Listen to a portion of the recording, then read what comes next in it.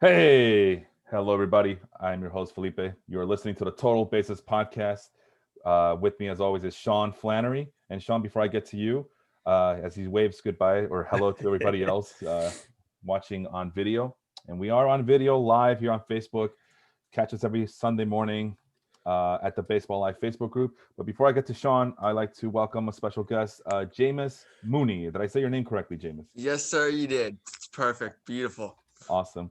And Jameis, the reason I bring you in is because we're going to talk about six teams, and one of them includes the Tampa Bay Rays, who, last I checked, you are a big fan of. Is that correct? Yes, sir. I've been a race fan. Well, I'm from Tampa. Okay.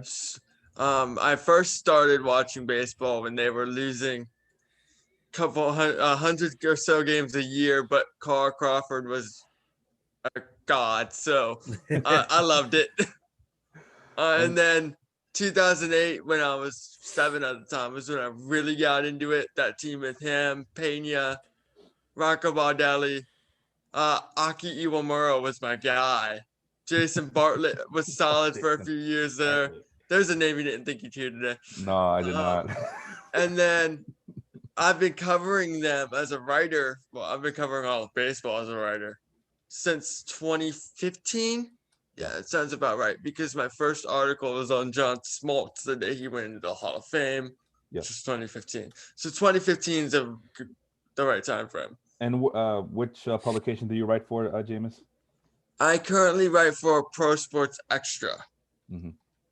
And the last one I saw that you posted in the Baseball Life group was about the Hall of Fame. Is that correct, or has there been recent ones, more recent than that? I recently did a piece on the Hall of Fame regarding one interesting statistic that blows my mind, because what I did that for was every once in a while you'll see a statistic regarding Tony Gwynn or somebody like that is really cool, but there's stats like that for every Hall of Famer. Yeah. And so I wanted to give somebody like Wade Boggs a lot more love, because Wade Boggs is another former Ray. Yeah. And from July of 85 to July of 86, played in 162 games and hit 401. Oh, jeez. But that's because crazy. It's across, I think that's kind of good, right? That's all right, I guess. It's pedestrian. Well, at the moment, it's funny you mentioned Wade Boggs, if I may intervene. I did set up a poll in Baseball Life yesterday. I have 4 different polls, and I just list who's the best player on this list. And Adrian Beltre was the best player on that list, by the way. Wade Boggs is second, and a distant second at this point. I think I'm going to call it soon. I think Adrian Beltre wins that one. So it was Adrian Beltre, Wade Boggs, John Smoltz, who you just mentioned, Jeff Bagwell. That's who I voted for. You voted for John Smoltz? I voted for Smoltz. The other was Mussina, right?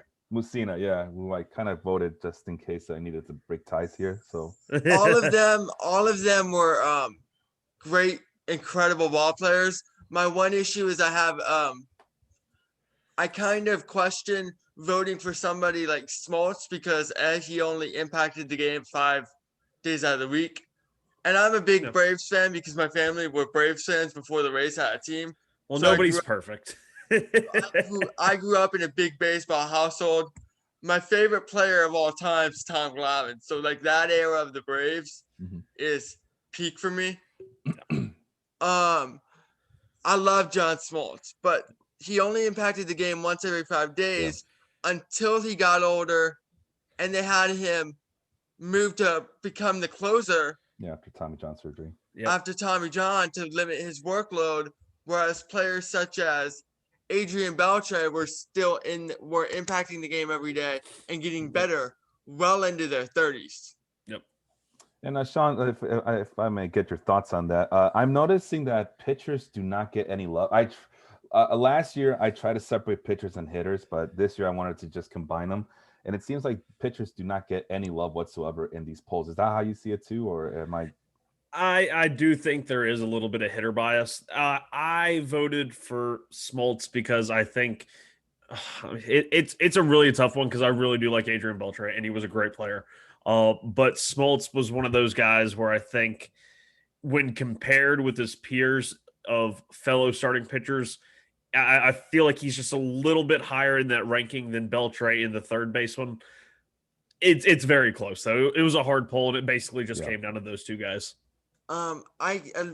If I may, Go ahead. refute that a little bit. I kind of disagree in a sense because I don't think he was the second best starting pitcher on his team for 7 years there. Oh, jeez.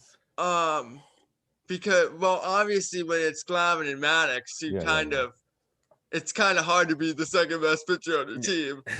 So that's not really a knock on him. And then there were other pitchers around the league just in his era, Randy Johnson, Pedro Martinez, guys of that caliber. I mean, 97, 98, when Smoltz was performing his best, there was a pitcher in Toronto winning 2 Triple Crowns back to back. So in regards to Beltre, I was kind of iffy voting Beltre too, because I feel like Beltre didn't really become that player for more than 7 or 8 years. Like when I think of Dodgers, Red Sox, Mariners, he's a good, not great player. But because of how great he was as a Ranger later on, he became a Hall of Fame top 5 third baseman of all time. Oh, all time. Wow. That's wow. That's lofty. That's a lot of Kevin Lofton or Kenny Lofton. I don't think he's better than a Mike Schmidt or Scott Rowland or Brooks Robinson in regards to defense. And you got but Scott he's Rowland up there defensively. Yeah. And he had 3,000 hits and 400 something home runs. So I mean, he's definitely, because of what he did with, as you mentioned, with the Rangers, he now has a good argument. But I mean, in the history of the game, first of all, you got to be specific. If you're talking all the way from 1900 to modern times, that's a lot of third basemen to go through. I'm just saying, but that's a different topic for another show. And there's only 12 of them in the Hall of Fame. Of course, I'm not counting a Paul Molitor who played third base but wasn't a third baseman. He's not considered a designated hitter at this point. Yeah, he played more than half his games there. But there's only 12 players elected as a third baseman in the Hall of Fame. I did not know that. Which is by far the least, which is why I would like to see guys like Keith Hernandez get in on a committee to try and show the position more. Yeah. More of a representation of the best players at the position, because it's really low. That is amazing. I didn't know there was only 12 third basemen. Sean, did you know that? I did not know. That's mind-blowing. So, yeah, that blew my mind the other day when I was researching. So the argument of third baseman, because a lot of them changed positions. Like Cal Ripken, the years he was at third base, was a great third baseman, but he's a shortstop. No, that's true. Yeah. Well, interesting stuff. That's a different conversation for another time. I didn't mean to get off topic, but I'm sorry. It just happened that it delves well with the article that you wrote recently, or the one that I saw from, I believe, December, talking about the Hall of Fame. No, but let's get back to modern times, 2021. It was last week. Oh, I'm sorry. I don't know. I'm thinking December. You're good. Right. What was I talking about? Oh, yeah. So we brought in Jameis because he's a Rays fan. We're talking about modern baseball and members of modern baseball. But we're talking about 6 teams here: Rays, Pirates, Royals, Reds, Blue Jays, and Twins. And let's. Sean, you gotta let me share my screen here. Go ahead. Also, I should preface this with I started choosing players extremely late, so you don't really see me choosing with them until the pitching starts. Yes. Utility, actually. I think we let you have a middle infielder at the first pick, and you pick Willie Adames, but we'll get to him in a little bit. Let's start at catcher, as we did this last year, Sean, where we pick players from a select few teams, and then we just try to create the best lineup we can. This year we went a different route. We're drafting, so there's about how many players in here? I think I counted 60 players that we can go through, but I'll try to. There's 22 on each team, so it'd be 66. No, there's only 20. Oh, no, sorry, 60.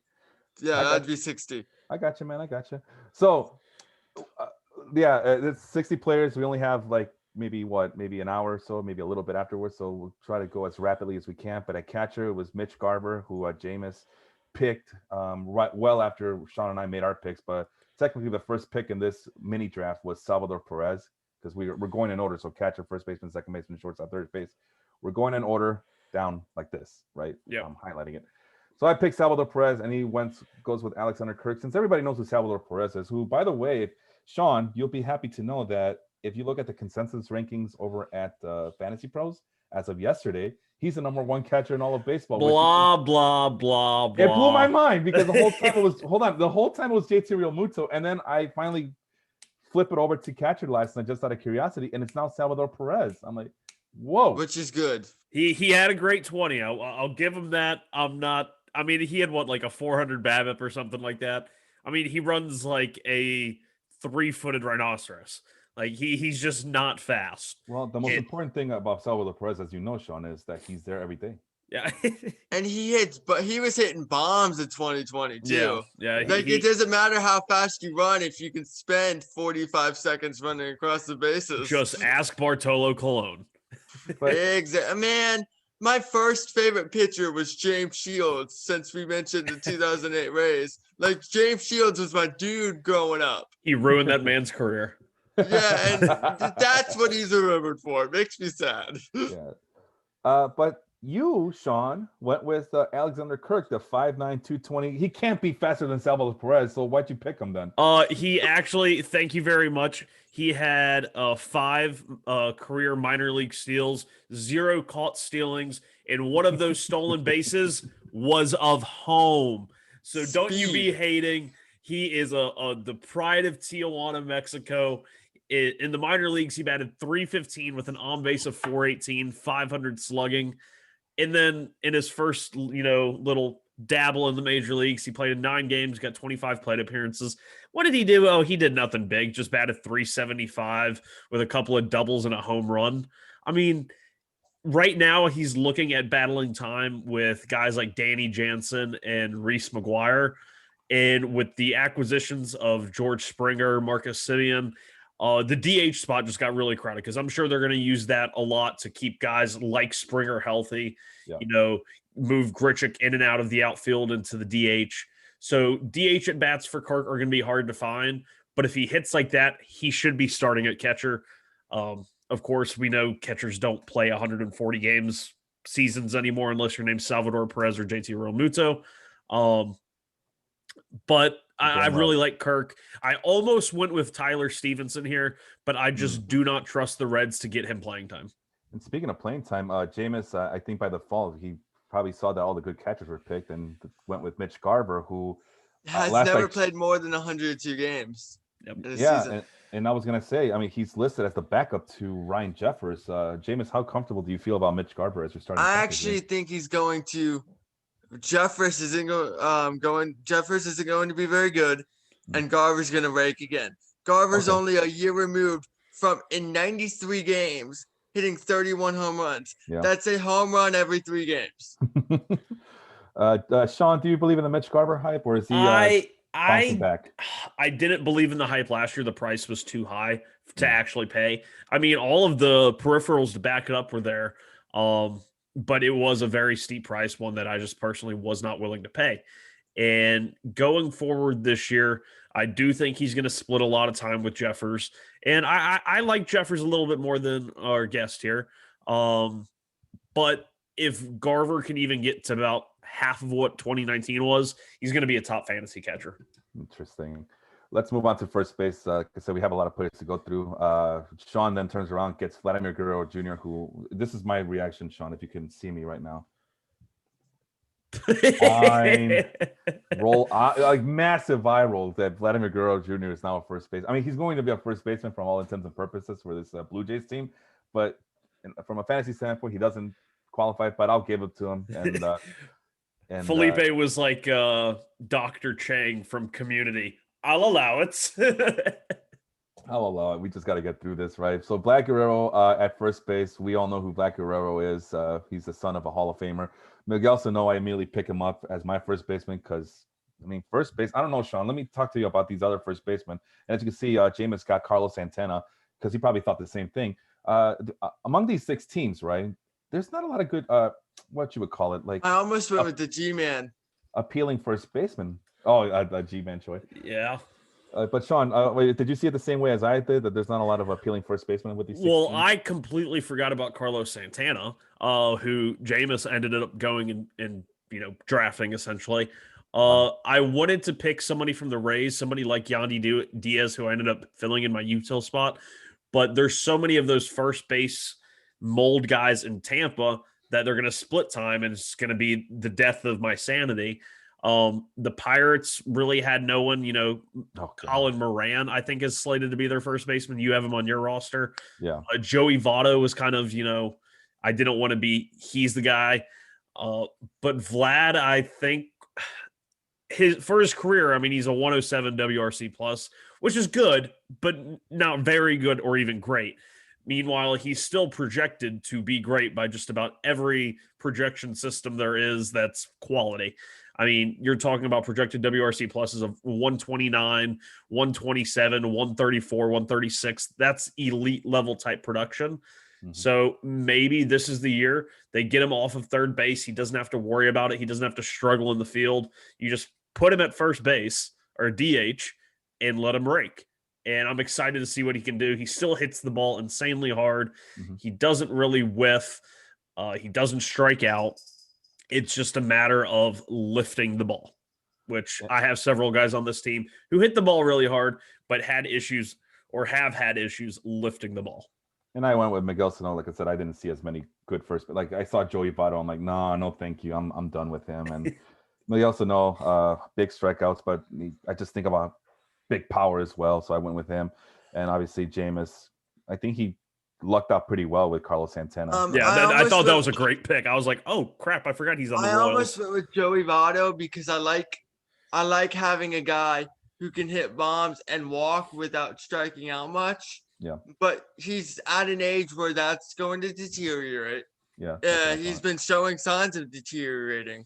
Hall of Fame first baseman, but Carlos Santana basically does the same thing. Yeah. Carlos Santana had an awful 2020, but he only struck out 43 times but walked a league leading 47 times.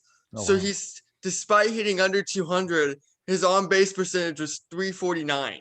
Yeah, Carlos Santana's a must-have in OBP leagues. He just that skill is never going to go away. Just how Joey Votto is much more palatable in an OBP league. Carlos Santana's the same mold. I thought that was, like I said, a great pick. He totally skipped my mind that he's on the Royals now. Let's move on to second base, and we get to a player that Jameis is probably more familiar than any of us. Well, except for Sean, because he did do the Montgomery Biscuits for a while there. But Brandon Lau. There you go. Jesus, I always try Nate Lowe, Brandon Lau, Josh Lau. Yeah, good thing is Nate Lowe isn't there anymore. So at least he can. Big brother got traded. Josh Lowe. Yeah, ready to go. Yep. I can't wait. He was my pick to click when we did the prospects. But let's talk about Brandon Lau. I know that you picked last, so to speak, here, Jameis. But what can you tell us about Brandon Lau for this upcoming season?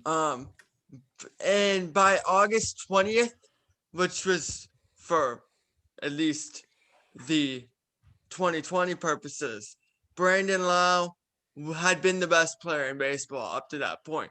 He was fourth in home runs, but at the time, August 20th, first in OPS, playing stellar defense all around the diamond, leading the league on all three /9 categories at the time in the American League.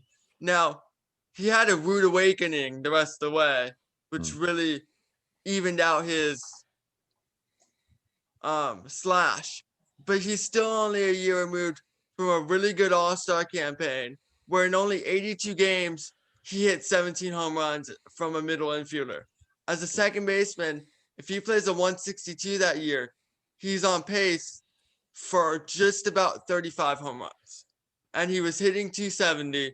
Wow. He gets on base at a really good clip. He strikes out a little too much for my liking, but that's going to be every player in 2021. Yeah. That's just the way the game has evolved. Yeah. I wish he would get bust slumps better. Like, they would give him the most ridiculous shifts, especially in the postseason, where if you're struggling, why don't you lay down a bunt and make them face you straight up to where those balls you're hitting on a rocket, now that straight up would be base hit and collect. Yeah, that seems to be everybody's solution. Just bunt the ball. But if it were that easy, everybody would just do it. I sound like Alex Rodriguez. I know. I really like Brandon Lau. He was great in 2020, and the only issue I run across is it's hard to maintain, a 270 batting average, and that at least that part of his game. He still whiffs a lot, and like Jameis was referencing, he strikes out a lot. But when he makes contact, it's like some of the best contact there is in the game. He was in the 98th percentile in barrel percentage, 94th percentile in expected slugging. And probably the best thing I saw from Brandon Lau in 2020 was in his first 2 years in the tail end of 2018, and in 2019, he ended up posting OPS against lefties higher than 704. And in 2020, he had, small sample size alert, he had an 1100 OPS, including 6 home runs and 6 walks to 14 strikeouts against left-handed pitching. So if that increase in production versus lefties is still there and he's not platooned as much by Tampa, he could be a real breakout pick because like Jameis said, 14 home runs in 56 games, 224 at-bats. That puts him right around 36, 38 home runs over a full 162, which could be the best middle infielder in fantasy. I mean, people don't want to talk about it, but he could be. Here's the reason why I didn't pick Brandon Lau, and you mentioned it, Sean. It's the platoon systems in Tampa. It seems like there's a platoon system going on at every position, and I just don't trust them to have Brandon Lau play every single game. What are you going to say there, Jameis? I think one good thing about Brandon Lau is the issue with Brandon Lau is you're right. Joey Wendell's going to see a lot of time at second base. Brandon Lau sees a lot of time at left field if he does. And I think with Tampa's outfield situation clearing up just a little bit more, for example, they don't have Hunter Renfroe coming back. Yeah. So they're going to run with a Yoshitomo Susugo, who isn't very good in general. And shade in the outfield. So when Joey Wendell is playing second, if Joey's not playing third, because he played a lot of third last year, if he is playing second, Lau's still going to be in the lineup. But with those concerns, I mean, that's good points there, James, but I'm still kind of concerned there. That's why I went with Whit Merrifield, who is as steady as you can get. Great pick. That would have been my pick had you been there on time? Yeah. But no, Merrifield, the only issue is that he's getting old, but I think I could squeeze one more good year out of him. Plus, stolen bases. If you're thinking from a fantasy standpoint, that is a pick to make. Sean, on the turn after he cut Guerrero, which is, as you could tell right here, if you guys can see me highlighting, it's like nothing but Blue Jays and ex-Blue Jays. Oh, quit laughing at me. And he went with Cavan Biggio. They're just good. They're good hitters. I wanted all the good hitters, so I got them. No, that's understandable. But Cavan, I think we know Sean at this point loves Cavan Biggio. So let's move on to shortstop. Oh, can I mention one thing about Cavan real fast? Just his slash line so far. Over 2 years, he's played 159 games. And if you don't think that his, since he doesn't have a high batting average, he's not going to be fantasy relevant. Well, he has roughly an entire season's full of games and plate appearances in that time span. 240, 368 OBP, 430 slugging with 24 home runs and 20 stolen bases. And of those 20 stolen bases, he has been caught exactly 0 times. So he's still going to keep running it until he starts getting caught, I would assume.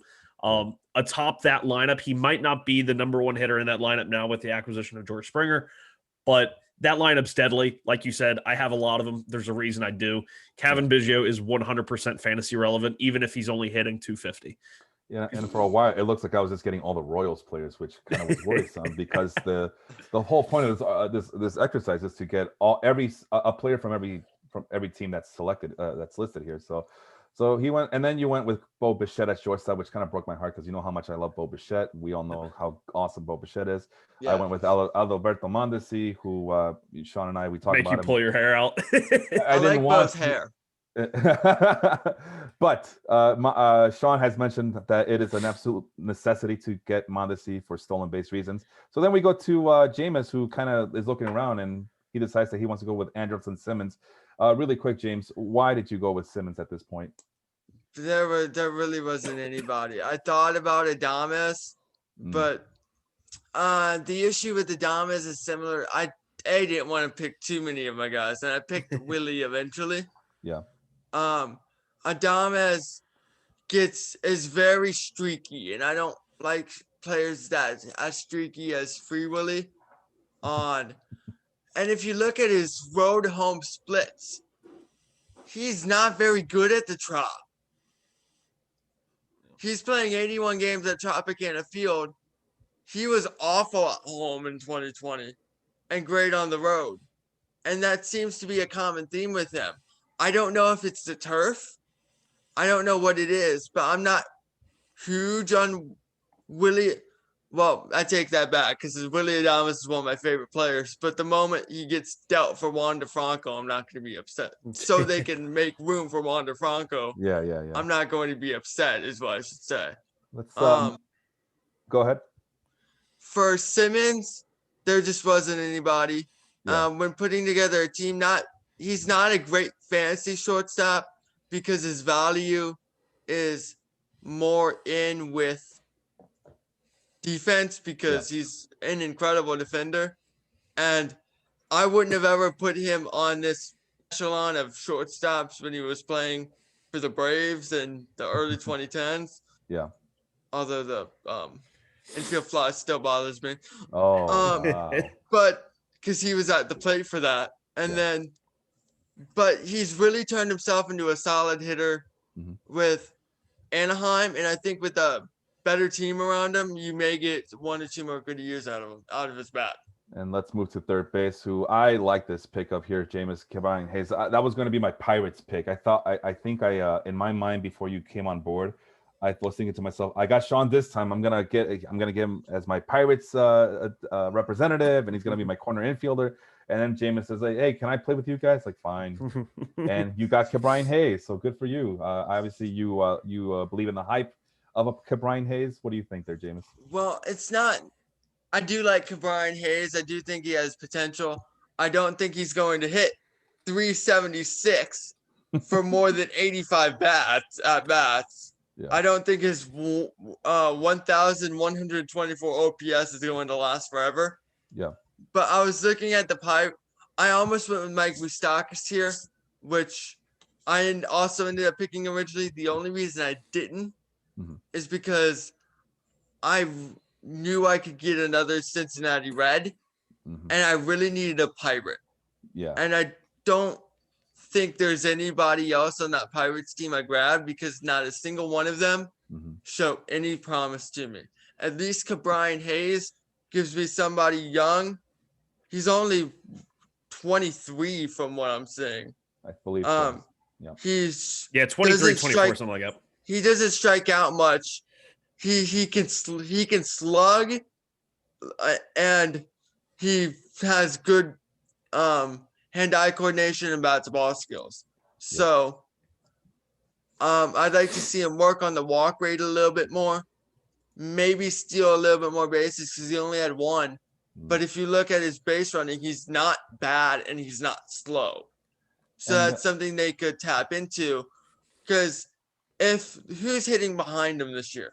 Colin Moran, you're not going to worry about the runner on base with 2 outs when Colin Moran's at the plate. And then Sean and we went with a couple of veterans. I went with Eugenio Suarez because I want, just like Jameis said, I was getting close to getting Ke'Bryan Hayes as my Pirates representative, but I thought to myself, he's too much unproven commodity there. So I went with the proven veteran in Eugenio Suarez and hoping I can get 1 more good year out of him. Sean went with Josh Donaldson, who he only picked him because he was an ex-Blue Jays player. Yeah, I was building the all Blue Jay lineup over here. Don't mind me. And we all know who Josh Donaldson is. So let's move on to the outfield where Sean turns around and gets George Springer here. You still believe in George Springer, obviously. What do you think? Yeah, I love George Springer in fantasy. I always have, and I continue to do so, especially in the lineup he's going to be in now. He went from a very, very good lineup to another very, very good lineup. The possibilities are endless here in Toronto. Him among there with Biggio, Guerrero, Bichette. Things are really looking up for him. Looking like a really good team out there. Pitching might need some more work to do, but the lineup should be solid for the entire season, I think.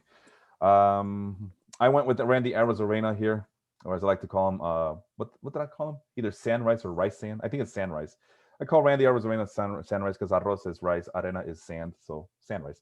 I'm not a believer of him, but I did need a Tampa Bay representative, so I went with him, and he's projected to get 20 home runs and 20 stolen bases this upcoming season. So I'm going to do a leap of faith and go with those projections.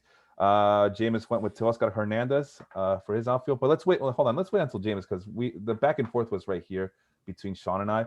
So I turned around and get Austin Meadows for obvious reasons, and he's a good buy low candidate this year. And I was hoping to get Byron Buxton back, but I think Sean was thinking the same thing I was thinking, so he picked up Byron Buxton. And then Brian Reynolds is your Pirates representative. It looks like you were trying to just get one out of the way, right, Sean?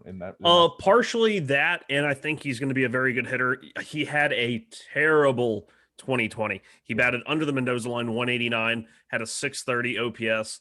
But this is a guy who in his rookie year hit 314 with a 880 OPS. And in the minors, he batted 312 and never had a batting average lower than, I just had it pulled up, never had a batting average lower than 302. He's a 300 hitter. He's always been a 300 hitter. Yeah. So I'm not really fretting over a 55 game sample size where he batted 189. I'm not worried about it. I really liked him coming into drafts last year. So maybe he is a good bounce back candidate for 2021. So I'm looking forward to see if he actually does. Nick Castellanos, who I'm a big fan of. I really wanted him to sign with the White Sox last year. He didn't. I loved him on the Cubs. Really a good stand-up guy, and hopefully he continues to take advantage of that short Cincinnati Reds field. Let's talk about Jameis's outfield here, which includes Teoscar Hernandez, Nick Senzel, Max Kepler, and mind you, he didn't get a chance to get any of the so-called better, like a George Springer or Austin Meadows. But I mean, all things considered, Jameis, how do you like your outfield there? I think I would have picked Teoscar Hernandez regardless. I almost really liked Teoscar. What? I said, I almost picked him even before. Then I said, if I pick him, Felipe's going to yell at me for having too many Blue Jays. Whoa. Dong City. Alert. Monday. The wrong show, Monday night. So go ahead, Jameis. Teoscar Hernandez is one of the most underappreciated players in the game, mainly because he plays on the same team as some really young studs. I personally like him as a hitter more than I like Vlad Guerrero, which is a hot take. Wow. Teoscar in the shortened season hit 16 home runs with a slash line of 289, 340, 579, and that's good enough for a 919 OPS. He's a bit of a late bloomer because that was his breakout year at 27, but he hit 26 home runs the year prior. Right. The issue is he hit 230 and had an on-base percentage of 306, which led to a 778 OPS, which is just over league average. I think the Blue Jays lineup just gets better by the year. Mm-hmm. So more protection, less you can work around him, better stuff to hit. I think he's really come into his own as a hitter. He showed far more discipline last year. I should know. He raked against my team the entire year. Moving on to you also got Nick Senzel, who's a nice stolen base potential there. Max Kepler, we're looking to bounce back from what I thought was a disappointing 2020 season. Go ahead.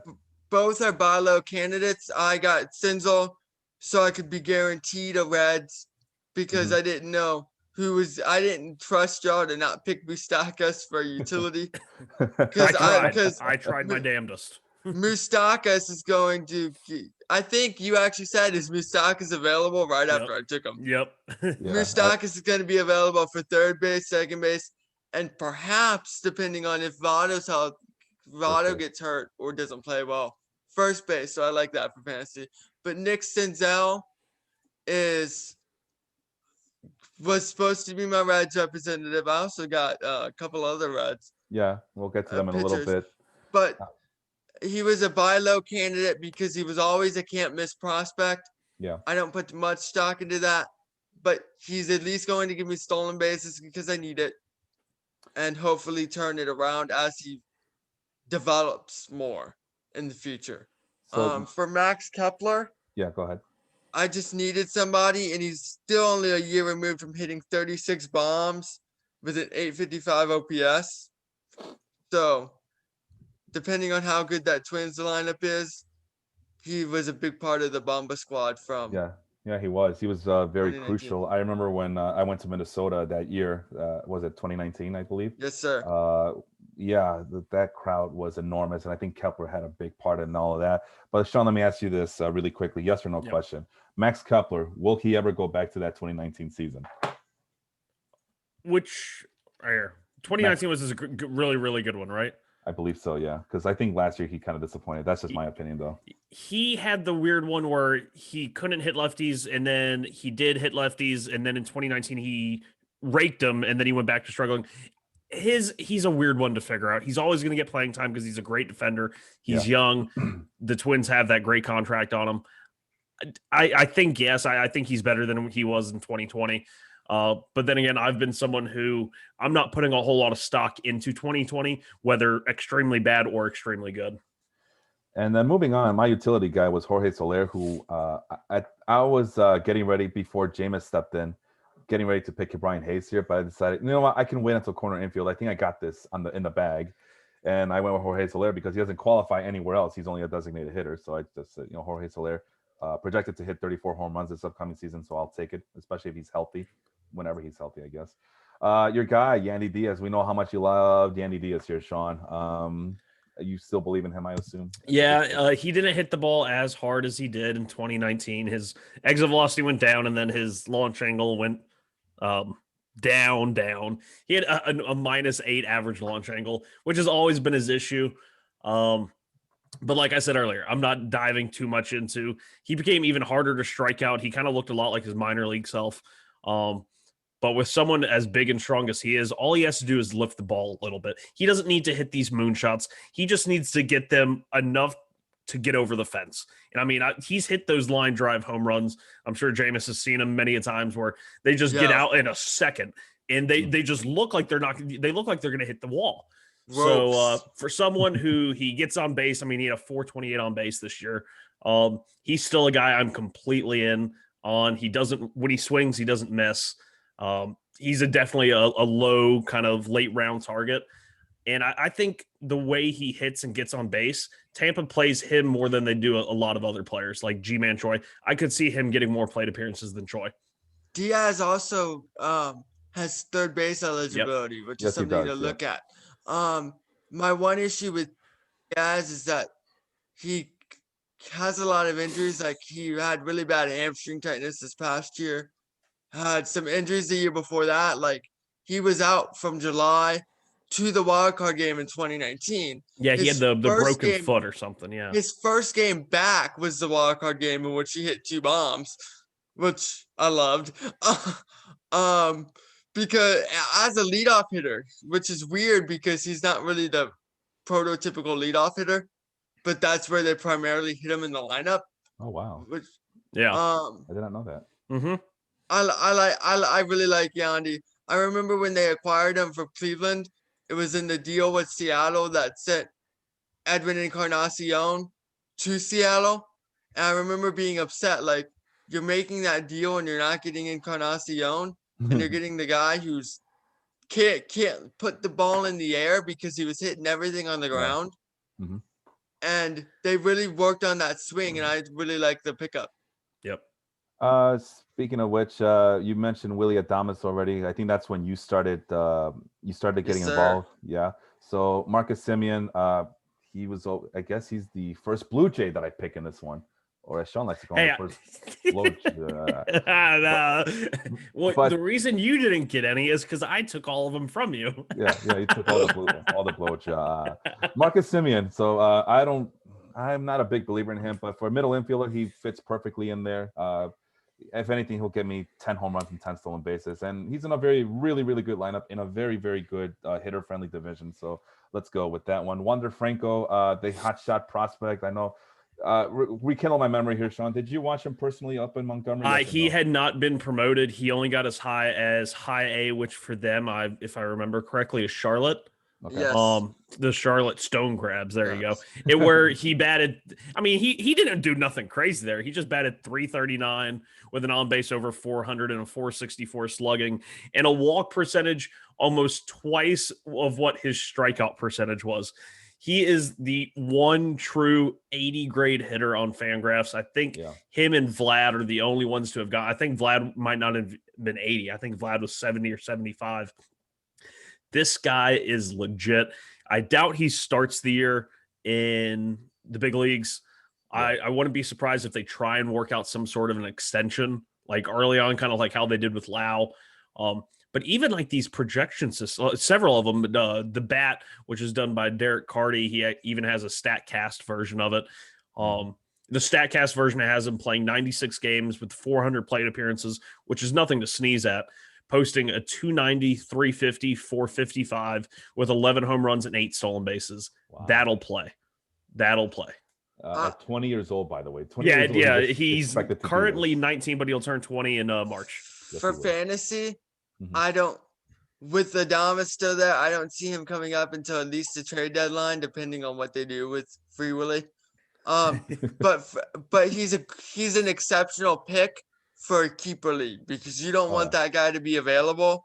Like, he is worth riding your bench for a couple months so you can have him for a couple years. Yeah. And I think Sean went with that route. As you know, you may or may not know, Jameis, I only do keeper leagues at this point in my life, so that's always in back of my mind. Sean has this weird dynasty league with 30 teams, so I'm pretty sure that was on his mind as well. We snake around. You got Hunter Dozier, who I'm a big fan of. Kind of underwhelmed last year, but he was injured for most of the fight. Yeah, he had COVID right at the beginning of the year, got a late start. The thing that makes me hopeful for him is his line drive percentage was still right where it should be. Ground ball percentage went up a little bit, but was still under 40%. Just the exit velo was down compared to last year, but I still love his approach. He walked a lot. The strikeouts are around 25%, but with his potential production, you'll take a 25% strikeout rate. So I'm back in on Hunter Dozier again.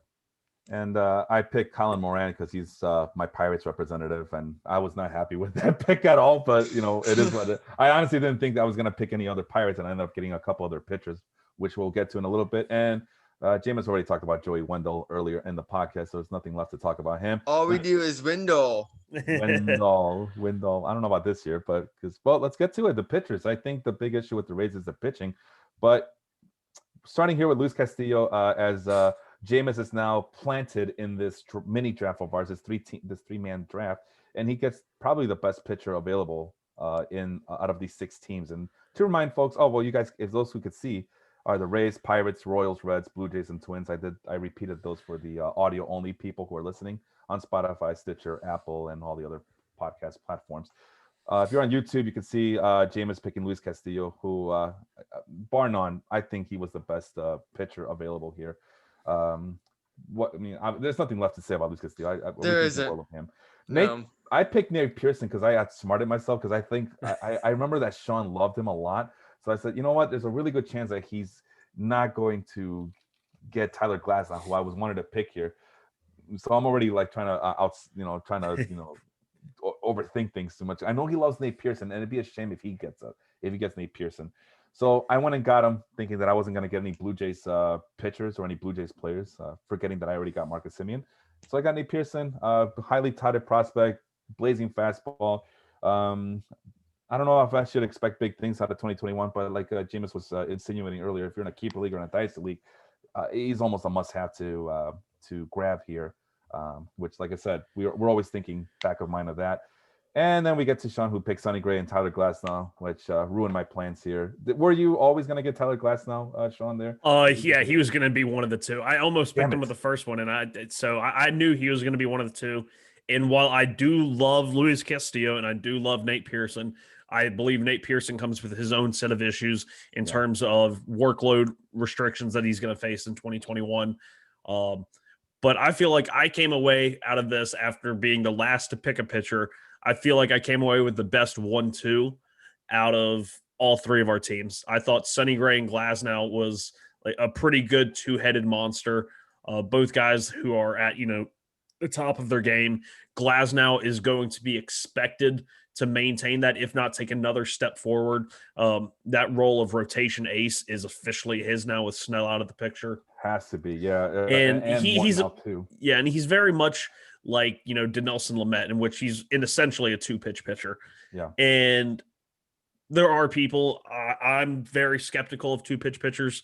But with Glasnow, it's a fastball and a curveball. That curveball is a little bit more neutralizing to both sides of the plate, while Lamet's slider is very good against lefties, but it is truly elite against righties as well.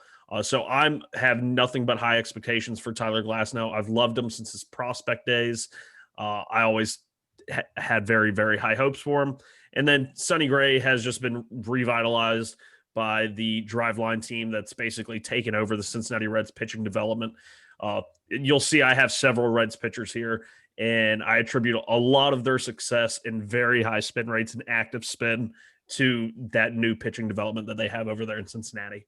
By the way, you somehow summoned Vince Mercandetti, who's on board on the show right now. So yeah, all you have to do was give a sexual innuendo and spin 3 times. Yeah, in front of a mirror too. By the way, in regards to Glasnow, go ahead.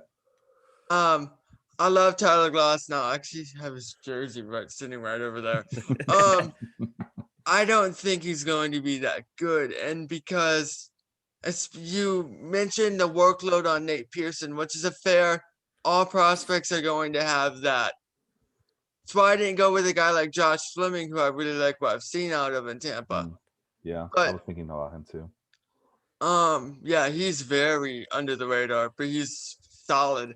Tyler Glasnow isn't going to go more than 5 innings a night because he walks too many guys. He throws too many pitches. He reminds me a lot of Archer in the sense where Archer overthrew a lot of his breaking stuff to try and get the strikeouts instead of pitching to contact when he needed to. And then Glasnow also is regularly injured. Yep. So, which is why Felipe kind of said under his breath, the Rays pitching worries him. And that may surprise some people, but with Snell and Morton not there to anchor, yeah, I agree with him a little bit, because Chirinos is a really good pitcher, but Chirinos just had Tommy John, so he's out for 2021. No, this Rays starting rotation is not as strong as last year at all. Like we do realize they're going to go out there with Trevor Richards and Michael Wacha, 2 of the best changeups in the game, and they're literally going to win like a combined 27 games or something crazy. It doesn't matter who they run out there. Of course, another guy that it doesn't show up on any of our lists, but I wanted to mention is Brendan McKay. I think he's a forgotten man, a forgotten top prospect that we don't need to forget. He had, I think he had COVID kind of right before the season started, and then he went down with some shoulder soreness, and they just shut him down. He's a guy who there are openings in that rotation that are being filled by kind of nobodies, quote unquote, like Michael Wacha. Brendan McKay could take advantage of that. Small confession. I always get Brendan McKay and Mackenzie Gore confused. I'm sorry, guys. Brendan McKay's they're both lefties. the two-way player. Yeah. I thought Mackenzie Gore was also a two-way player. No, is he? No. I thought he was just pitching. He's just a pitcher. All right. So it was Hunter Green then, who I also mixed in there. He was the two-way. Yeah. Anyway, Hyunjin Ryu, who Blue Jays de facto ace, I ended up getting him. Steady pitcher, nothing to get excited about, but at least he'll eat up innings and get some run support. He will probably have more innings than Nate Pearson and Tyler Glasnow combined. Hot take. That's really hot because I mean, anyway, that's another topic. That's pretty funny though. I like that. Jose Berrios, who I almost ended up getting a Glasnow Jose Berrios combination, and I decided to go a different route. Obviously, Jameis likes him enough. I know people are kind of sour on him, but I mean, Jameis, go ahead. I'm sorry. I wanted Ryu. I think the issue. I think Berrios is a little overrated. I think he has some of the filthiest stuff in the game, but I don't think he knows how to pitch. That guy just goes out there, throws the ball, hopes against the wall, hopes it sticks. But when he's I on, totally he's agree. on. I totally agree. And on Dong City this past week, they talked about Jose Barrios, and Henry, bless him to death. He either says something I 100% agree with or 100% disagree with, but he hit the nail on the head. Jose Barrios, he has this great breaking ball. He has good velocity out of the four-seamer. And we keep saying he's the Minnesota's ace. He's gonna break out. He's gonna break out every year. Yeah. It's been 115 starts in his career already. He's a 4.19 ERA guy. And I believe the phrase that came up with them was sometimes you just have to call a spade a spade. I think Jose Barrios is just a 4 ERA guy. He's very up and down. I think in like daily leagues, if you can play the matchups, I feel like he does have matchups where you look at him and say, okay, he's going to do well, or matchups where you're like, okay, I'm not touching him with a 10-foot pole. But yeah, Jose Barrios is a good pick here. And I thought about him as one of my two guys, but I can't do it. He's too much of a headache. Yeah. There's not much pitching between these 6 teams in regards to starting. No, I mean, you got some good ones here. You got Luis Castillo, Jose Barrios, and Kenta Maeda, who I'm a also really good one there. I forgot all about Maeda. I'm wary on him, but considering he just finished top 3 in Cy Young voting, I think he finished second. Yeah. Oh, did he? I don't remember. No. It's a decent pick since he just finished second in Cy Young voting. No, he's pretty damn good, and hopefully he can continue in this route because I think that we're gonna see his numbers go up now that he has more of a routine. Yeah. Because in LA, he never knew if he was gonna spot start, if he was gonna pitch the 8th, if he was going to pitch long innings if somebody got shelled. Yeah. And I was just going to say that too. He doesn't have to worry about his contract being manipulated. They just, I mean, because Minnesota, they don't care. We'll pay you to be a starting pitcher because he's really getting paid relatively cheap. Yeah. And he's always been good at inducing weak contact, and he has the breaking stuff to really miss bats. I totally forgot about Kenta Maeda. When I saw that he went off the board, I was like, kind of like, doy, like I could have got him. Wait. So hold on, Sean. So if you would remember if Kenta Maeda was there, I mean, who do you not pick here? Sonny Gray or Tyler Glasnow? Probably Glasnow was the one who came to mind as my Sean. SP number 1. You ruined my plans, Sean. I was going to get Glasnow. I could have picked Kenta Maeda over Sonny Gray. I think that debate is actually close. I think that's a close one right there. Of course it is. And then I would have gotten Tyler Glasnow. In regards to Maeda. Thanks, Sean. Go ahead. In regards to Maeda, I don't think he's the best fantasy pick because he's not a big K pitcher. But that's what Jose Barrios is there for. So Barrios can get my strikeouts. Maeda can kind of even out the bad starts where his ERA skyrockets. That's a really good point, man. That's a really good point. It's all about balance, as we like to talk about here on this podcast. You got to balance out those weaknesses and cover them up with your other team's strengths. I went with Tyler Mahle, who I absolutely fell in love with last year, as he kind of saved a few of my teams from total destruction on their pitching staff. So hoping that the Reds finally see that they have a really good choice in their starting rotation. Well, Sean, I guess I should ask you, do you believe in Tyler Mahle here? Yeah, I like him. I like him especially more with that pitching development system that they have started integrating all throughout, up and down, all the way to the major leagues and down to the lowest minor league team. I feel like Mahle is one of those guys. I mean, he had a 188 expected batting average against last year. Did a really good job of inducing weak contact. Did get a lot of fly balls last year, which in that ballpark you do want to be a little skeptical of if you're relying on fly balls to get outs compared to keeping it on the ground. Yeah. He only had a 25% or 30% ground ball rate, which is pretty low. He could go either way. I do like him, though, especially since it seems he is improving. There are tangible signs of improvement for him. And if he keeps trending in that direction, he's going to be really, really good. I remember watching some of his statistics, some of the underlying statistics about his fastball. I remember him just at the very least posting high velocities. And you know the thing, Sean, about high fly ball rates, you know what they are, right? They're automatic outs. Oh yeah, of So, course. They never leave the ballpark. Only ground balls leave the ballpark. What are you well, talking about? I'll put it this way: a really good fly ball pitcher, which it's a tall order to ask for Tyler Mahle to keep the ball in Cincinnati, in the ballpark there in Cincinnati. But pop ups, fly balls, they're automatic. Yeah. If Tyler Mahle was pitching in, say, Oakland, I would be all over him. Dodger Stadium. Yeah, Dodger Stadium. Park. Yeah, in the West Coast, basically. But AT&T, whatever it's called now. I don't remember. Is it Oracle? Oracle, yes. Companies. Oracle. Yeah, but 94 fastball, it actually rose last year when he was finally given the reins to be a starter. Moving on to Robbie Ray, I feel like I had the weakest pitching rotation so far because my plans are just like in shambles at this point, and I was this close to picking Robbie Ray out of desperation.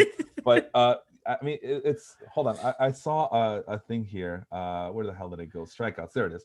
Yeah, he was like, wow, a 200 strikeout pitcher this late in this mini draft. Why isn't anybody picking it? And then I remember, it's Robbie Ray. The guy with the high walk rates and the high home run rates.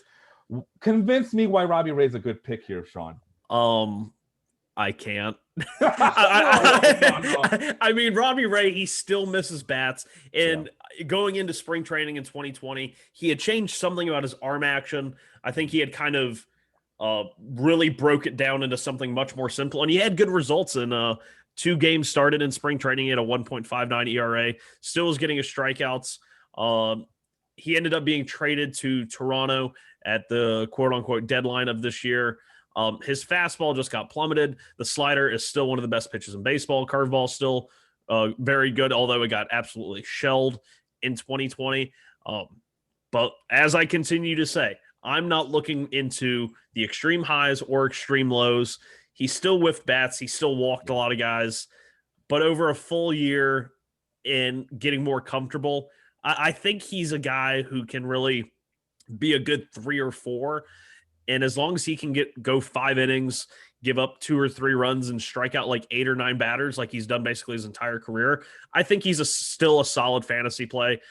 If his ERA sticks at 6.5 with a whip closer to 2 than 1, then obviously you just got to cut bait and run.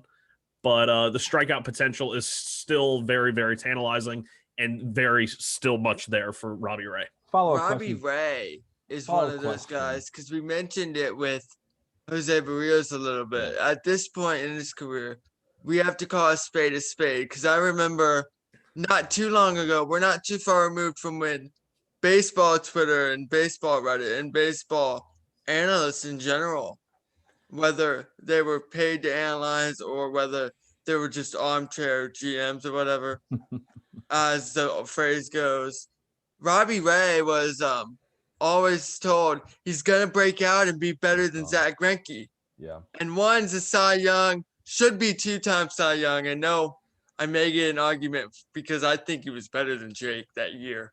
And Zach Greinke's going in the Hall of Fame, and Robbie Ray's been living off potential literally his entire run. Well, I was going to ask Sean. I mean, it just seems like he just looks like he might profile as a good bullpen arm eventually in his career. Is that similar to Wade Davis? Yeah. Is that? Oh, Wade Davis. That's a good name there.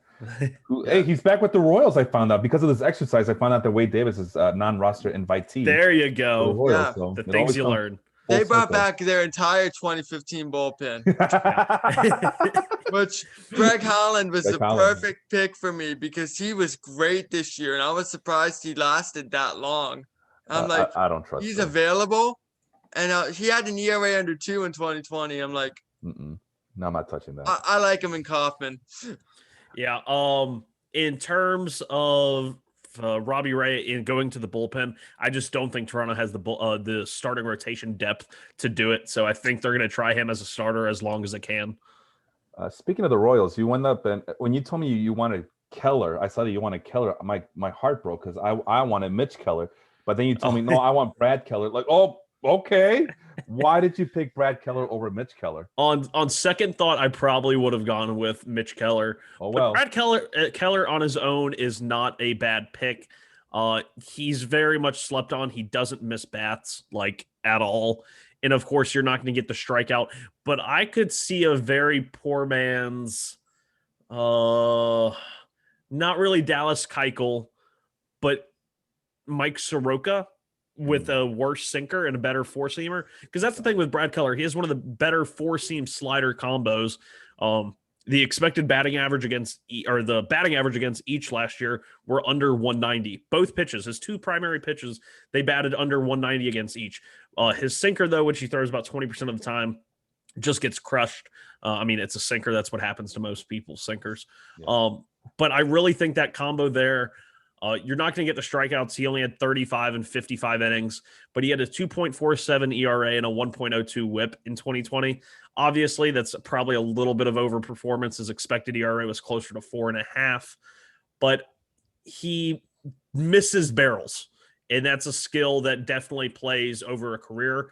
And I think he's just now scratching the surface of it and could be even better. Yeah, and I went with the unknown commodity in Mitch Keller. I mean, he's not unknown. He's always been a highly regarded pitching prospect. But so far in the big leagues, he has not proven himself very well. But at this point, I'm like, well, all the good pitchers are gone. So I'm just looking for any upside whatsoever that I could find here. Mitch Keller throws a fastball, according to Pitch Effects, 56% of the time at a 93. Ooh, last year was pretty bad. But he's averaged 94.9 in his short career in the majors. And as far as missing bats, it's almost non-existent for him, especially last year. But you get him because he's supposed to be a 55 future value grade pitching prospect with a decent fastball and a decent breaking pitch repertoire there. But no, he needs to step up this year in order for me to justify this pick. Sean, you're going to say something? Yeah, it's a really funny thing because in 2019, in his first cup of coffee in the big leagues, he had a ERA over 7, but his expected ERA was only 4. He pitched into a lot of bad luck, a lot of home run to fly ball luck. His metrics were great spin rate, great both on fastball and curveball, premier velocity he's always had. And then in 2020, it was like the flip side of that coin. His peripherals were absolute crap. And he had a 2.9 ERA, but an expected ERA of over 6, partly due to a walk rate that was insanely high, but he kind of just tiptoed out of trouble, I guess, tiptoeing through the tulips for Mitch Keller. He's a good pick. I probably should have picked him over Brad Keller. I like both, but I can't fault you for Mitch Keller here. Yeah, you know what what Mitch Keller just needs from the Pirates right now? They just need to trade him. Yeah, they did it with Musgrove. I think I'm messing up the names here. They did it with Cole. Sorry, they did it with Garrett Cole. They did it now with Jameis and Tyone. They just need to get rid of these high-end prospects. And they did trade Joe Musgrove. They did. Padres. Yes. That's right. Yeah. So. And then Tyler Glasnow as well. That's the other name I was kind of struggling with. So they just need to trade these good players, these good pitching prospects, so they can flourish elsewhere. Speaking of Mike Minor, we mentioned him. Oh no, we did not mention Mike Minor. Well, I did not pick a Keller. No. But Helen Keller's got a hell of a fastball. She needs to spot it though. She needs to. The hitters can't even see it when it blows by them. We're all going to hell, guys. No, that's okay. Well, we'll say hi to Helen Keller when we see it. So for Mike Minor, terrible 2020. We'll call a spade there. He was never anything special with the Braves when I watched him every day, but he was an all-star in 2019. He pitched over 200 innings and reached the 200K threshold for the first time, which was a big controversial thing for some stupid reason. Mm-hmm. But in 2017, and this is why I picked him, because he's back with the Royals. His first time pitching in the majors since 2014, and 65 games, 77.2 innings of work, so not the biggest sample size. He had a 2.55 ERA. He does really well in Kauffman. And so he's not far removed from an all-star season. Back in that ballpark, I think he could be a decent, savvy, late-round pick because there's really nobody left. A couple of comments I wanted to read. Melvin, who appeared on this podcast back in December, I believe, right, Sean? Talking about the Hall of Fame. He thinks that Jose Barrios is the second coming of Javier Vasquez. Oh, that's a good one. I like that, Melvin. That's a good comp. And then I'm actually in the middle of this Richard person who's I don't want to mention his last name, but Richard in the live feed here on Facebook is talking about off topic, not related to these teams, but it's kind of an interesting question because he's asking if maybe the Colorado Rockies should invest in getting, Sean, what you mentioned before about the Seattle Mariners getting all these change up crafty guys in their draft. Mm-hmm. If maybe the Rockets can kind of do something similar and get a bunch of change up guys to invest in their farm system. That would still probably be more expensive and time consuming to get and find that many pitchers than just building a dome. I think it's a frugal exercise of just you're gonna throw it against the wall and hope it sticks, but it's a bouncy wall, and I just think it's always something that Colorado's gonna have to battle, and I don't think they know how to tackle it just yet. I don't think they'll ever tackle it. I just think they'll have to beat other teams into submissions, much like they did in, I believe it was 07 or 08 when they went on that. They got crazy hot. And they swept everyone going to the playoffs. Which, so Matt Holliday still hasn't touched home plate, by the way. Oh, wow. We're going to go that route now, huh? You know what, Sean? They just need better humidifiers. That's all. They need more humidity and they need more air. They need to get more air out in thin air. That's an interesting question because we always discredit hitters. Like, I think one big deal with the Hall of Fame a couple of years ago was Larry Walker. Yeah. But if I put this in the Hall of Fame piece we mentioned at the top of the program, in 1997, Larry Walker had a better OPS on the road than he did at home. And Todd Helton isn't getting some votes because he played in Coors Field. Yeah. But he had a higher OPS on the road than Tony Gwynn did in his career. And so he was a Hall of Fame player regardless. And I think what isn't noted is the after effect on the road trips, changing the air, because that's not easy to do. And I think while there are some hitters, Troy Tulowitzki was one of the big ones that I can think of, that benefit from the thin air. Not all of them do, and we discredit every Rockies hitter, but we don't credit the pitchers who struggle. Playing in Colorado, we just say they suck. When if it's that hitter friendly, then it's not that they suck, it's that they're the environment, right? Take that, you Baldo Jimenez, you suck. Like one of my best friends, well, she's not really one of my best friends anymore, but is the niece of Eddie Butler. Oh wow. And Eddie Butler saw a lot of he's not very good. Now, he wasn't very good with Chicago either, and I kind of broke down his or Texas, and I kind of broke down his mechanics and was like, he needs to fix this, because I could pick up on a lot of tells on what pitch was coming. And if I can do it as somebody sitting at home, then obviously that the hitters can. But like those pitchers face a lot of flack for their performance, but they're playing in Colorado. It's like Arizona pre-humidifiers pitchers, other than Schilling and Johnson, were never any good either. Like Aaron Cook was a really good arm. I think Aaron Cook would have had a more memorable career had he played for another team. Well, I mean, that's part of the logic that this Richard person in the Facebook Live is commenting. Like, get a guy like Aaron Cook or get more guys like Aaron Cook who go more with craft and guile than stuff and velocity. So anyway, we're at the hour mark. We need to rapidly go. We know who Ryan Yarbrough. I need to wrap this up soon. Oh, if that's possible. Yeah. All right, let's get going then. Luis Patino, highly touted prospect. Like I said, I was chasing potential and upside here, so I went with Luis Patino from the not the Padres. He's now with the Rays. Rays. He came over in the Blake Snell deal.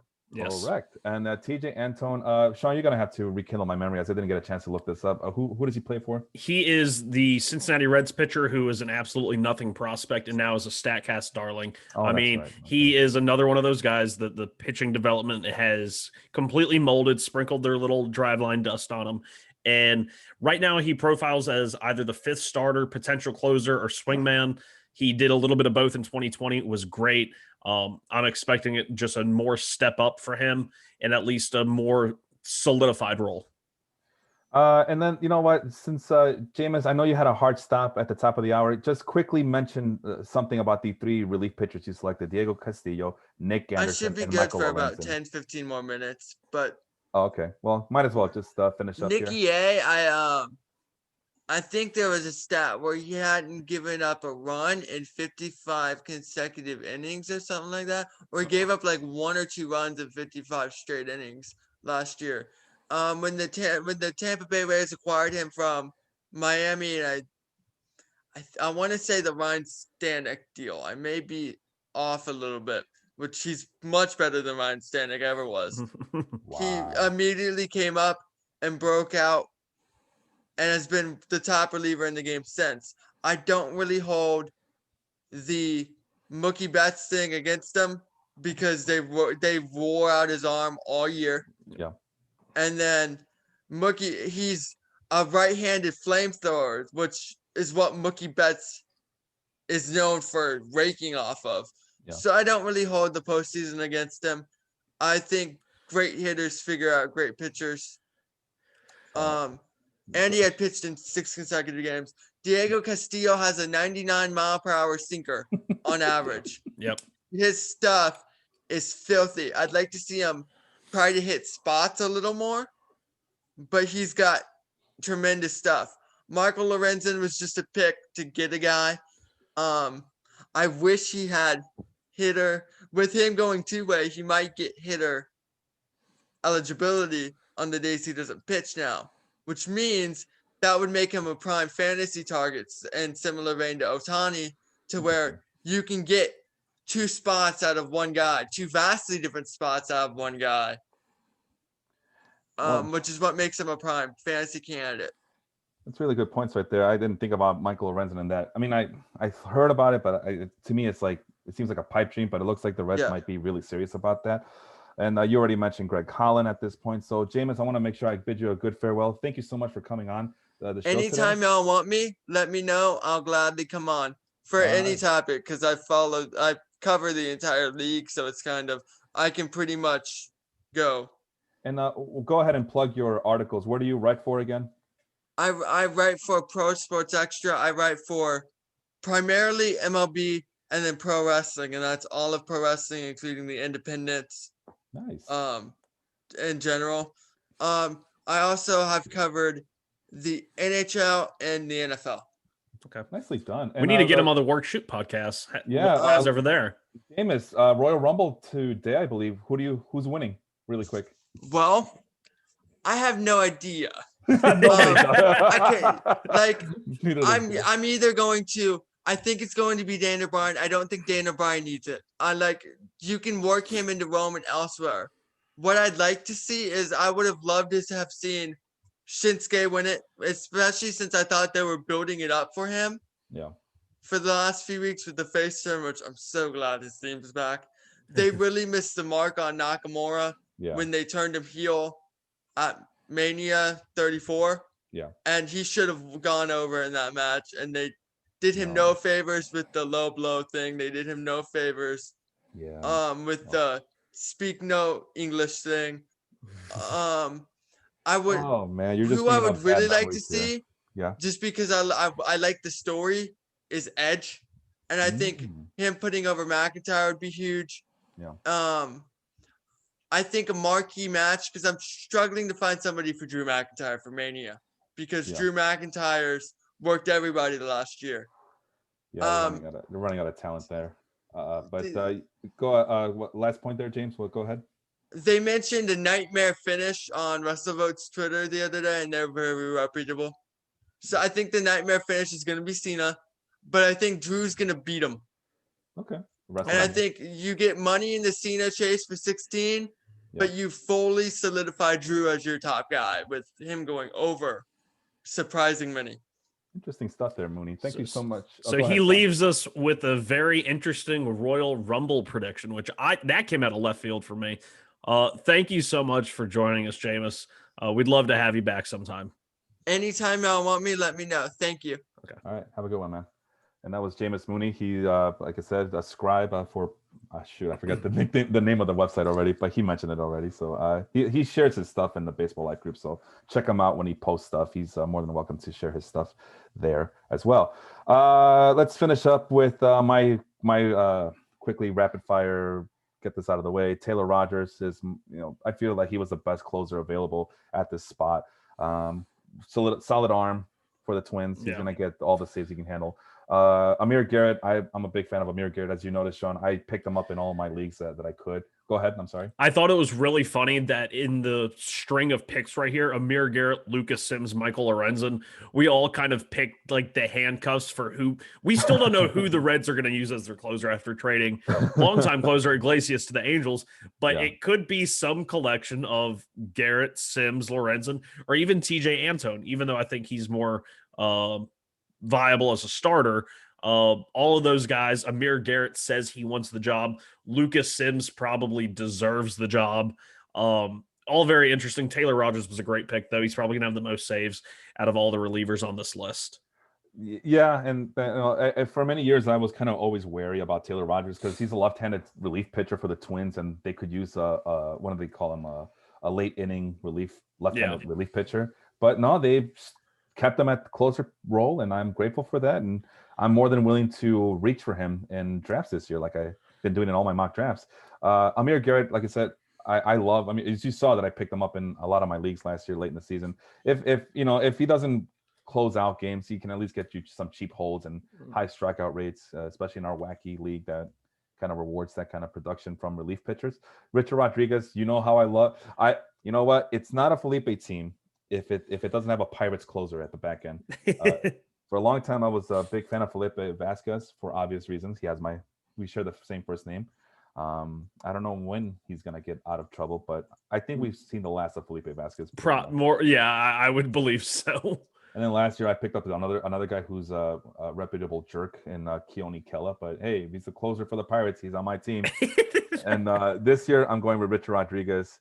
So hopefully, hey, when in doubt, just get a Pirates closer to fill out your bullpen. And finally, Peter Fairbanks, who he's listed as a closer for the Rays, but you and I know better. But at the very least, he'll get you high strikeouts and some cheap holds and some cheap wins as well. Yeah, so. I like Peter Fairbanks even when he was in the Texas system.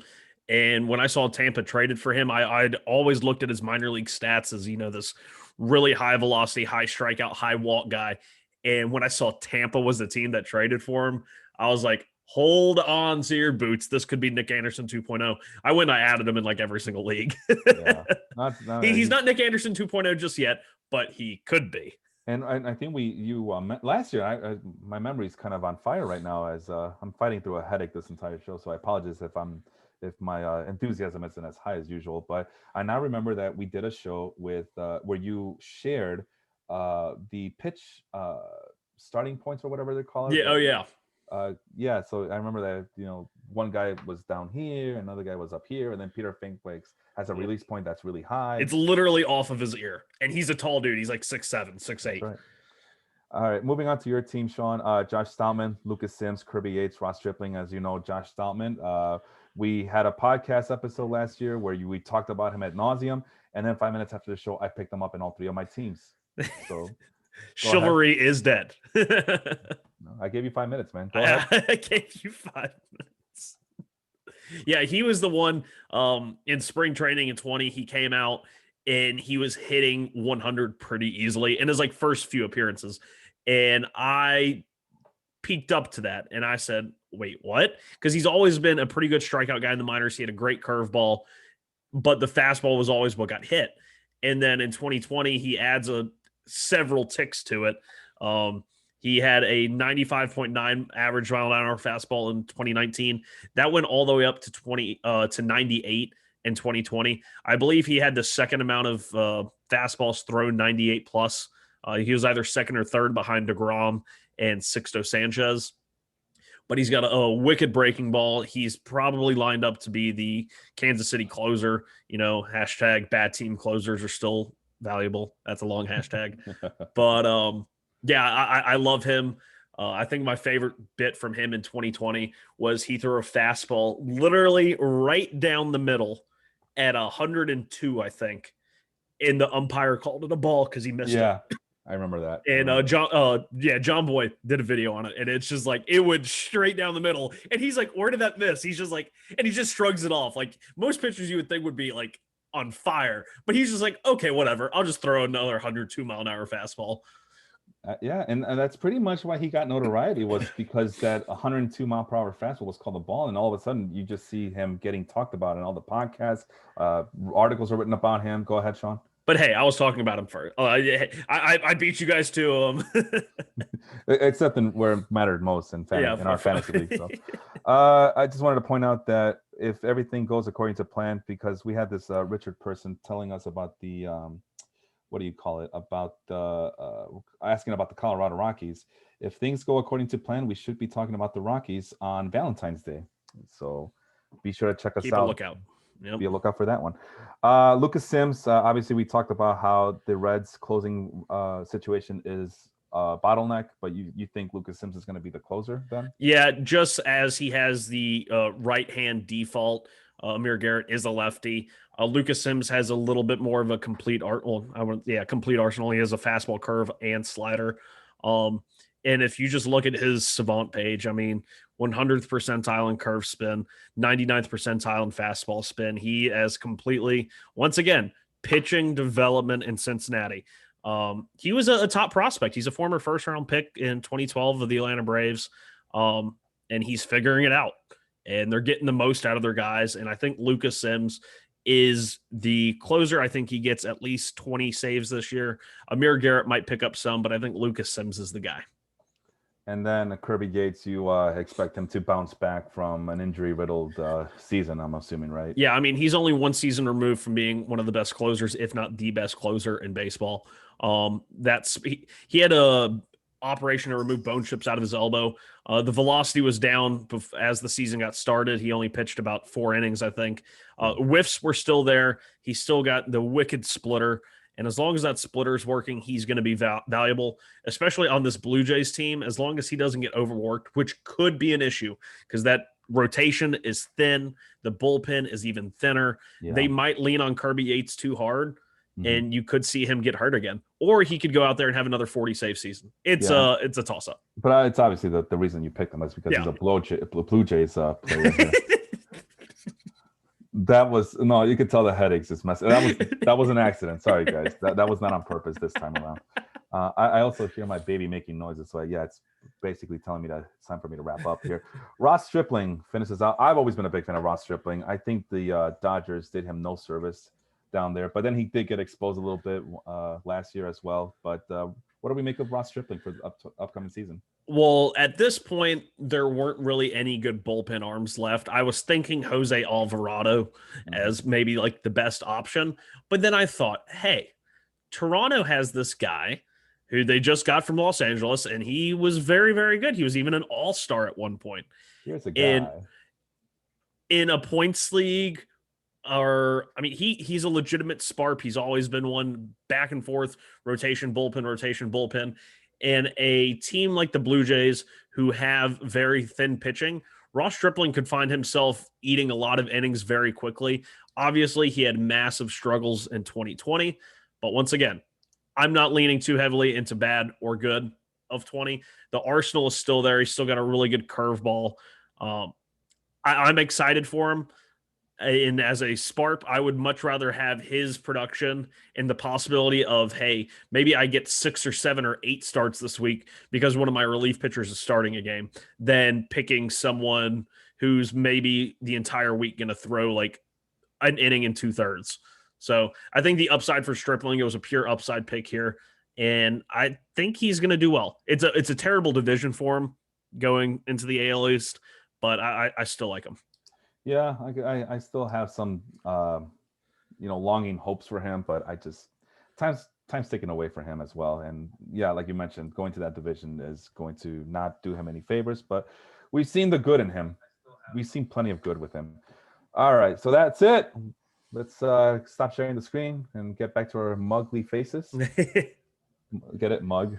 Yeah, there you You can see go. my coffee's running out, so and it's not doing like I said, and I still got to shovel snow, and yeah, we got about 5 to 8 inches here in Chicago, Ooh. I think maybe more.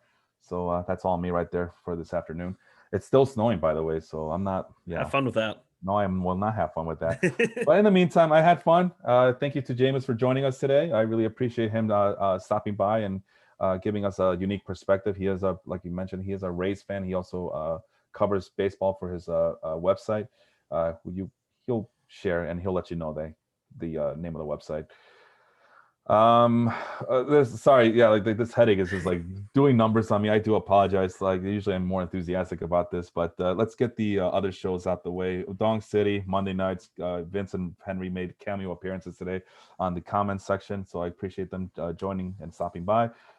Tuesday is the Audible, who I don't know, last I checked there's a big game going on next week. You ever hear about that, Sean? No, I haven't heard about that. Maybe we should check in with them. Yeah, I'll let them. Maybe it's some sort of and a big trade too, from what I heard. Bowl game. Yeah, Stafford and Matt Stafford and Jared Goff and a bunch of draft picks. I'm pretty sure they'll be talking about that. And I mean, seems like it's an upgrade for the Rams, right? But they gave up a lot to get Matthew Stafford, and they're going to. It sounds like they're going to get out of that contract. Yeah, and there you go. And it sounds like they're going to go ahead and just finish out the 2-year contract that Stafford has remaining and see where the chips might fall, because that team is very, very talented to not have a trophy in their case already. Where are we? Wednesday, the step back with Jacob and Leon. You saw Jacob earlier today in the comments, so I appreciate him always showing up. Thursday night, you mentioned the Work Street podcast. We talked a little bit about wrestling. Well, I'm not sure if I'm watching the Royal Rumble today, as I got snow to plow, and I really haven't been watching a lot of wrestling since the pandemic started. As I don't know about you, Sean, but it's just wrestling's not the same without the crowd, is what I learned this past year. It's just not the same. And then we come back Sunday mornings. We start your podcast week here in the Life Group Facebook groups. Feel free to join the other Facebook groups as well. For Sean, I am Felipe. We will be back here next weekend. Have a good one, everybody.